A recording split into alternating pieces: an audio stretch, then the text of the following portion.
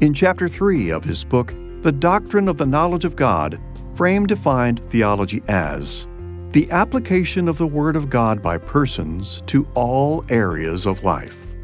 Now, elsewhere, Frame affirmed that theology involves the intellectual pursuit of Christian teaching or doctrine. But here, Frame stressed that theology is the application of God's Word to all areas of life. For Frame, theology is not merely thinking about a set of traditional, relatively academic issues. Instead, like Ames, Frame sees theology as application.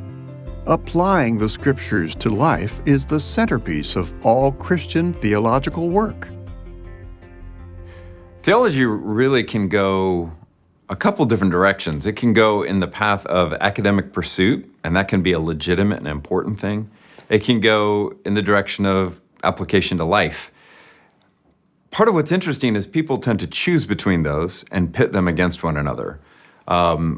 Within the church, there is rightly an emphasis on application to life. So we want to know not just information, we want to know how it applies to your life.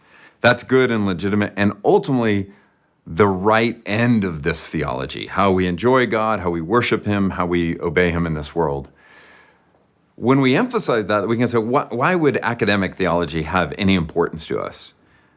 But actually, it can have importance because it can help keep us honest. The reality is we can take the Scriptures and try and apply them and say, here's theology and here's how it applies to your life.